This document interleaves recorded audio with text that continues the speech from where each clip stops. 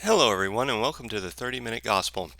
My name is Chris, and I'll be your host as we open and study the Bible together. I'll be reading from the King James Version, but you can feel free to read whichever translation that best suits you. I would just recommend that you have a version that does not delete verses from God's holy word. Each video will be a biblical teaching of 30 minutes or less. My material is completely 100% free, so you can share these videos with family members, co-workers, friends, or anyone you know who either needs to hear the Word of God or wants to study it in a casual setting. The gospel is free to all, so I'll not accept any donations, gifts, or beg viewers for money. Please give to your local church or a Christian organization of your choosing. You can reach out to me with questions or comments at 30minutegospel@gmail.com, but please keep your message respectful and cordial. Well, welcome again, everybody, to another edition of the 30 Minute Gospel. We're continuing on. Like I said, this is going to be several videos. Um, Dealing with the title of it is Male and Female Nature, Relationships, and the Bible. Okay, and as I explained in the first video, I'm completely against this idea of, if you've seen it around in the dating circles, called MGTOW, where it means men going their own way, where men just aren't getting married. That is totally incorrect. That is anti-biblical. It is. Now, if a man is choosing to stay single, that is one thing. But this whole idea that no man should ever get married or anything like that, that's wrong. That's wrong. The Bible talks about it. He said, "Be fruitful and multiply, and fill the earth." That's what God wants us to do, is to be fruitful and multiply. So He wants us to get married. He created woman as a helpmeet. Okay, and so that is completely false. And then some of them say, just don't get married. So basically you're going to be what we called in the 90s a player, you know all your life. You're just going to be a player. That's ridiculous too. That is anti-biblical. That's fornication. Okay, and some of these guys, like I said, I heard of one guy. He said he has like five or six girls on date rotation right now. And he's like in his 50s, and he's dating like a 20-year-old. It's ridiculous. You shouldn't be doing that. You need to be getting married. With that, I believe every man should get married, and create a family. Now, it's not going to work for everybody, but that's my belief. That's the goal. That's what should happen. Okay. And so I'm totally against that too. I'm against that just as much as I'm against some of the feminist stuff too. There's a lot of feminist stuff, but I said, just because I disagree with a lot of that, doesn't mean that there aren't things in there that are truths, which I'm going to talk about. Some of these truths are going to be hard truths. I hope we can all be friends, but they're biblical. And as I said earlier, these are not based on a lot of these things you'll hear from the psychological standpoint and all that within the dating community or relationship community, and they'll use it that it's based on evolution. No, no, no, no, no. It is based on the fact of sin. Everything that they talk about can be found in the Bible. A lot of it they talk about can be found in the Bible, but it's based upon sin. It's not based upon evolution. It's part of our sin nature. Okay. And the last time, in the last video, we were talking about how women will always try, according to Genesis 3:16, they will always try to control men or try to take over the headship of the relationship. Okay, that's mentioned in Genesis chapter 3, verse 16. It says, "Your desire will be for your husband, but he shall rule over thee." Okay, so God has already established it. God created man first, and the order goes: God, Jesus, man, woman, children, and then animals. Okay, so that's the order that it goes in. All right, God created man first. All right, that's what He did. He created man first. He created women as a helpmeet. That's what He said. He goes, I will create a helpmeet for him. Okay, she is supposed to help the man, not rule over the man. Okay, that's not what they're supposed to do. They are to help the man. They are to help him in his life. They are to take, while the man is out hunting and tending to the fields and stuff, the wife is there to take care of the home and the children and all this. This is what he's, instead of putting it all on him.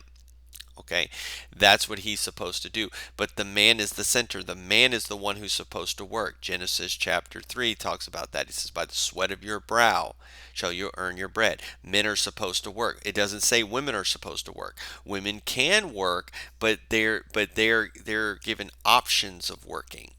Okay, their work is optional versus a man's work. Men have to work. That is required. Okay, and that's what the masculine is. Masculine men want to work. Okay, and so these but what's going to happen is that women want the leadership. They because after their sin nature, women after the sin and part of their sin nature is they want the center of attention to be on them. They want attention. Okay, it's just the way that their sin nature plays out. That's the reason why women wear a bunch of makeup and everything to try to get men's attention. All right, this is what they do. They're trying to get men's attention all the time. They want to be the center. They want to be put on that pedestal. They want to be the queen. But what happens is that it's out of order. Okay, it's out of order with the way that God has set it up. See, they want that women want this, but then once they get control of the once they get control of it, they they hate it. They don't want that leadership role. And so it's just that they when they get that leadership role, they're having to be masculine now. Now they're outside of their feminine nature that God has created them, and the relationship is out of balance. And then the woman gets angry and starts losing respect for her husband, who should be leading. You see, and when she loses respect, the love starts to go, and when the love starts to go, the attractiveness starts to go, and then the intimacy goes. Okay, does that make sense? So that's how it plays out. If the man is leading the relationship, the woman is in her natural role, the man is in his natural role, the respect is there, the love is there, and then the intimacy is there. Okay, the intimacy is there. All right, and and so God has. We were talking about how they want to get that control, but then they get angry. All right, it's the way God is set up. God has set up men to lead and women to submit and take orders. That's the way God set it up. Now, can women lead positions? Yes, they can. I'm not saying that they can't. But what happens is that it's out of God's order, and there's going to be a little bit of misery with them. They're not going to be as happy when they're in that leadership role. In the old days, some of y'all remember, back in the 50s, 60s, and all of that, when schools were being run, they, teachers in schools, there was a ton of teachers in schools, and a lot of them were female, but it just seemed like all the principals were what? Male. Now, not all of them were, but a lot of them were. Okay, because that's what happened was the male was giving the orders, and then the teachers, the females, were submitting to those orders and then playing them out, and implementing them in the classrooms and the and the with the staff and everything else. That's the way it naturally went. Now, I'm not saying, like I said, I'm not saying women can't run things. Of course women can run things, but because they run things, they're out of the natural order. So it doesn't mean, like, for example, if a woman is a principal, the school can't function. I'm not saying that. The school can function and do quite well, but what's going to happen is the woman is going to um, feel uncomfortable a lot of times because she is outside of her natural role of submitting. Okay, she's out of her natural role, and so what's going to happen is that she's just not going to be happy, and sometimes that can lead to problems at home. It can lead to problems with the husband, especially if she's coming home, she's leading all day, she's being masculine all day, and then she comes home and her husband is almost submitting to her. Now she's running the relationship. It's going to be double the problem. See, if the woman is just at home running the relationship, let's say she doesn't work outside, and she's running the relationship and being the masculine one in the relationship, That's one thing. There'll be some level of kind of anger, resentment kind of thing going on.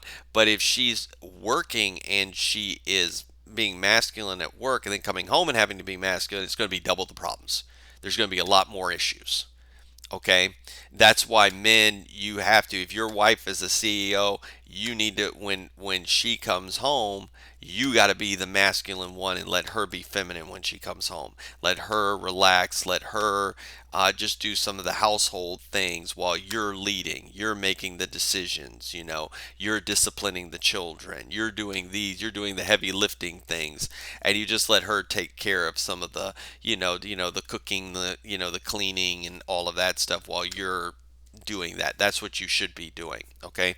And so, but what women do is women are going to be, they're going to try to emasculate the husband. And we talked about emasculation. That's when, like, in other words, it's kind of like nagging is what you would see. What we call nagging is really an emasculation. The nagging things like, ugh, you can't do anything right, these sorts of things. Women, as I explained in the last video, cannot help it. They will do it as part of their sin nature. Women who are not Christians will do it a lot more than women who are Christians. But women who are Christians learn how to control it. They learn how to control it, but it still will slip out. Just like like I said last time, like Christian men, we lust. Okay, men lust. But it's worse for men if they're non-Christian, because like a non-Christian man will go to a strip club, for example. A Christian man won't do that, but typically what will happen is like a guy may have a thought of a woman going through his mind, a coworker or something, and then he's thinking about her naked, something like that, and so it happens. So this emasculation is part of a woman's sin nature. Okay, it's part of their sin nature. There's examples of this, and one of those is in First Kings. Okay, so if you'll turn with me to the Bible to First Kings. Okay, let's go over to First Kings.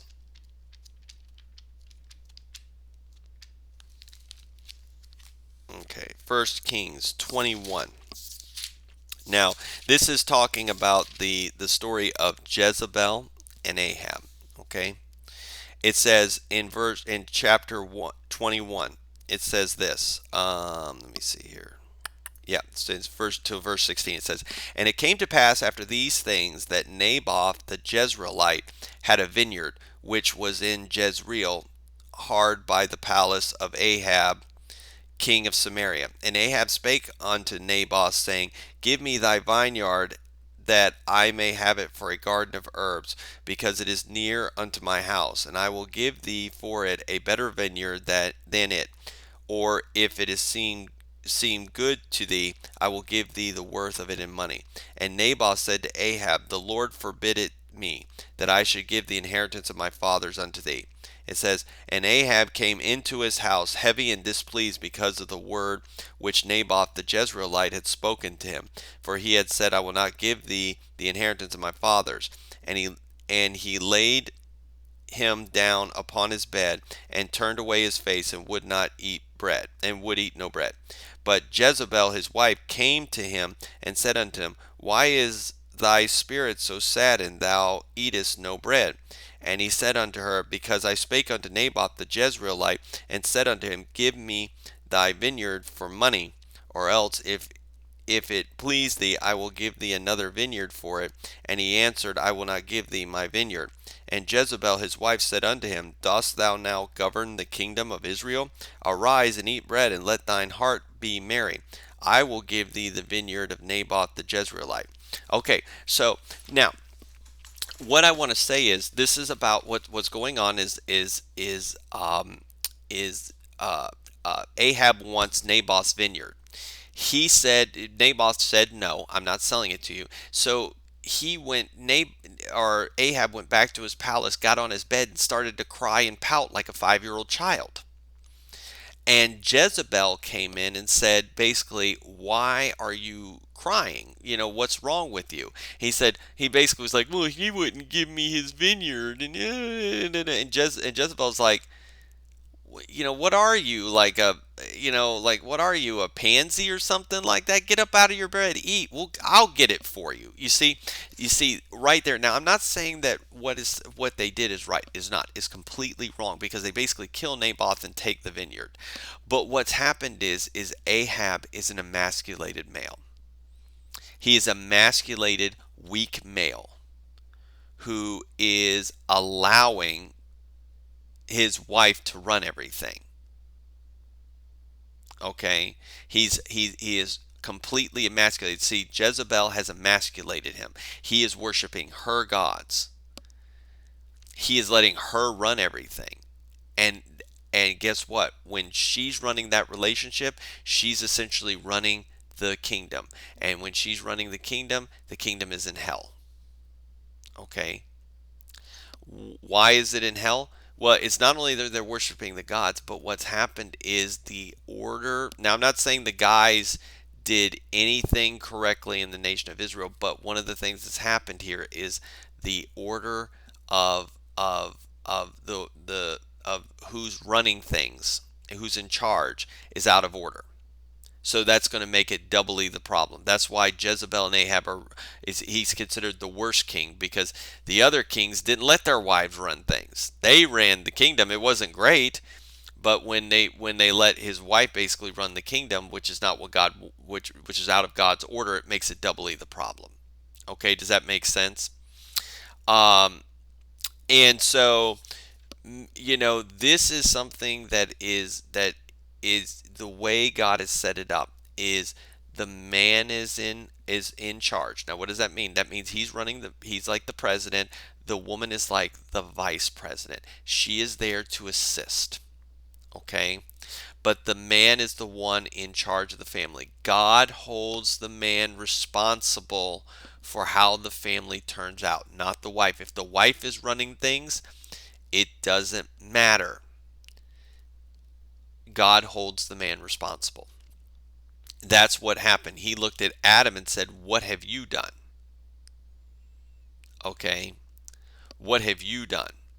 You see, because men are naturally stronger. That's what the Bible says. They call the women, the Bible refers to them, men are supposed to protect them because they're the weaker sex. Okay? What is the weaker gender? Not just physically, but when it comes to acting out, these sorts of things, the man has put, or God has put, man in charge. Okay? And it's because, and I'm going to talk about this later, is because women sometimes can get more easily confused. Okay, with the Bible especially. That's why it says the husbands are to lead spiritually. They're supposed to teach the Bible. The women are supposed to ask their husbands, because you'll see this. Women will sometimes get more confused about the Bible. You'll have to talk to them. If you're a Christian man, you have to explain it to them, and kind of do it, because we as men kind of, it's ingrained in us by God. Okay, not to say women, I'm not saying that women can't understand the Bible. That it is, but they tend to get a little bit more confused with the Bible and the biblical principles. That's, you can even see that with Eve. You see, God told Adam, he said, you can eat from any tree, but don't eat from the tree of the knowledge of good and evil, lest you die. Basically, you will die. For the day that you eat of it, you will surely die. And now that's a word from God. When the serpent comes to Eve, he says, did God really say you can't eat this? And Eve said, God said we can't eat from that tree nor touch it. God didn't say anything about touching it. God didn't say that. God just said don't eat from it. He didn't say you can't touch it. He said don't eat from it. You see, so the confusion is kind of already there. And then sin has made it worse. you know, because that's the reason why the Satan, the serpent, came to Eve first, because he knew that they are because the man is the one in charge, and the man speaks directly to God about this, and and he's the leader of it, and he wouldn't have allowed it. So he went to Eve, who he knew was weaker and probably, would get more easily confused by things, and that's why he tempted her first. Okay. Now, so we talked about that. So women are going to try to emasculate. That's why they get confused. They, we talked about that. They want the leadership role in the relationship, but in the minute they get it, they're angry about it. That's confusion right there. You see, they'll want that leadership role, but then once they get it, they're not happy about it. All right? They're not happy. They get very, very angry about it. And they get resentful to the man because they're having to take leadership reins, and that's what it's supposed to be. So it's very, very confusing. That's what we talk about with confusing. Women don't speak things, we're going to talk about that. They don't speak directly, they speak indirectly, and it confuses men. Okay? It confuses men. All right? So, the way that men and women think are completely different. Okay, I remember I watched a pastor one time, and this is absolutely the truth. This is one that I remember very, very well. But he said the men's mind, everything is put in boxes. Okay, so what happens is that men have a box for everything. And so what happens is that when men have to do a task, they will go, okay, let's say I've got to go grocery shopping. All right, the man is supposed to go grocery shopping. So what he will do is he will pull out the box about grocery shopping, and he will only deal with what's in that box. Dealing with grocery shopping, he deals with one box at a time, and almost every man knows what I'm talking about. That's what we deal with. We cannot multitask and multifocus. Occasionally we might be able to, but we can't. A lot of times, if I'm cleaning dishes or something like that, and my wife wants to talk to me, I'm like, hey, okay, I can talk to you after I'm done cleaning dishes. Right now I'm in the cleaning dishes box. I cannot talk to you about buying a new car right now. Let me finish cleaning these dishes, then I will put that box away, and then I will pull out the box about talking about cars, new car, buying a new car, and we'll talk about that. All right. Women, on the other hand, their mind is like a circuit system. They can think of several things at a time. Okay. They can multitask. They can do these things. Okay. And so they don't understand why men can't do these things. Men are just doing things systematically. That's the way we do it. This box, put that box away, then we're going to deal with this box because it makes logical sense. Women don't run on logical sense, and so they're running on, well, you can even see it, like if I go to the grocery store, I've seen men do this. Men are going out, what do we need to get? Boom, they're going to get out, while the woman is in the produce section going, oh, I didn't think about getting this, or I didn't think about getting that fruit or this thing. And the husband's over there getting the chips, putting it in there, getting the orange juice, putting it in there, but getting the eggs, putting it in there. Let's go, let's go, let's go. They're systematic. It's like, all right, let's go. Let's get this task done. Women's minds running all over the place. She was thinking, I need to get cucumbers. Now she's thinking, I need to get cantaloupe. I need to get this. I need to get that. And you see their mind kind of is all over the place. They're multitasking because that's the way their mind runs. It's like a circuit system. It's like electricity. One thing's connected to another, connected to another, connected to another. Their mind's like spaghetti. They can do things. They can talk on the phone, chop up vegetables. Guys typically can't do that. Okay? Now, what he said though is that guys have this one box that we all have. All guys have it. Okay? Every guy that's listening to this will know what I'm talking about here too as well. Okay, this guy was talking about it, and it's absolutely true. And he says it's called the nothing box.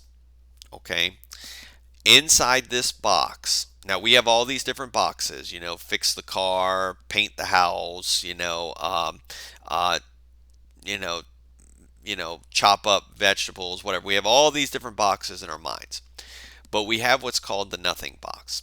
And what is in the nothing box is absolutely nothing. Okay, What's in the nothing box is absolutely nothing. And that is our favorite box, the nothing box. They call the nothing box in high school daydreaming for guys. That's what it's called. When guys daydream, it's where we go, it's where we default to when every task is done.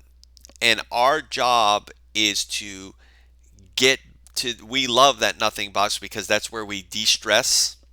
It is where that's why men can go out and fish all day and just stare out at the ocean and they're not really thinking about anything. It's just calm. That's where we go. Okay? Our job is to get back to that nothing box as fast as possible. We get very agitated. That's why we want to solve, where men are problem solvers. We want to solve problems as fast as we can so we can get back to that nothing box. That's why women get upset with us because they don't want us necessarily to solve the problem.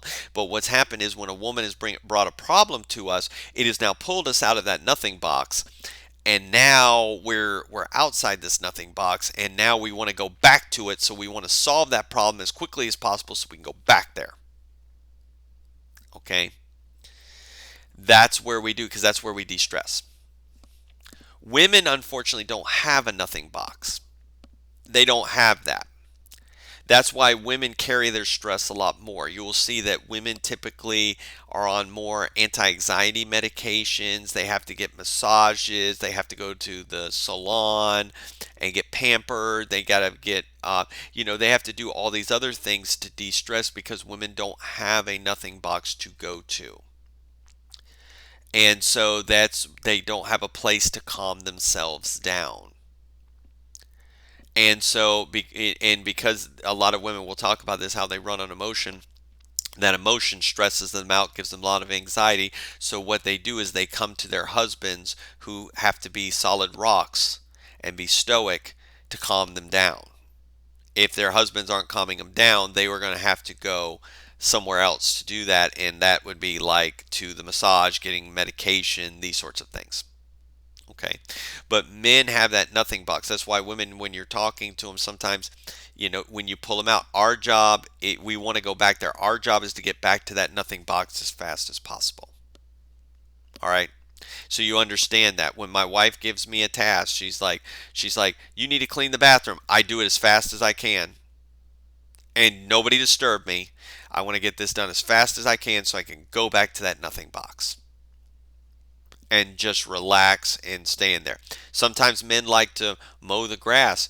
Mowing the grass is a way for it to be in their nothing box. They can be in there without stress, without these sorts of things. They're just pushing a lawnmower.